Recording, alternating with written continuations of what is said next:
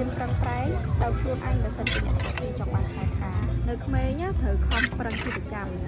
ស៊ូកំសត់តែកុំកំសាកកំសត់សតប្រាក់កំសាកក្រីក្រអូយពាក្យហ្នឹងខ្ញុំយកមកគិតខ្ញុំយកមកស្ដាប់ពិតជាមានន័យខ្លាំងហ្មងវិញខ្ញុំទុកចិត្តឲ្យគេមើលមកខ្ញុំដូចជាកំសត់ដូចជារបៀបខុសគ្នាសំណាងឯងប៉ុន្តែខ្ញុំអត់ស្គាល់ទេសំខាន់ខ្ញុំជួយចិត្តធ្វើខ្លួនឯងមើលពីព្រោះវាមានប្រាក់ចំណូលមិនថាចូលតិចចូលច្រើនគឺវាបានមកដោយពីកម្លាំងសមត្ថភាពនិងគំនិតថាពេលវេលាពីមួយថ្ងៃទៅមួយថ្ងៃគឺវាដើរលឿនខ្លាំងណាស់អញ្ចឹងខ្ញុំគិតថាខ្ញុំអត់ចំណាយពេលវេលាឲ្យខ្ជះខ្ជាយទេប្រឹងប្រែងដូរវាគ្មានរឿងអីត្រូវខ្មាស់គេវិញខ្ញុំទិញពាក្យមួយថាចេះជីវិតខ្លួនឯងកុំចាំគេនឹកហើយការងារខ្លួនឯងក៏កុំចាំគេដេញហើយចំណូលខ្លួនឯងក៏កុំចាំគេដៀលដែរពេលខ្លះខ្ញុំក៏លេចទៅមើលអ្នកជុំវិញខ្លួនខ្ញុំ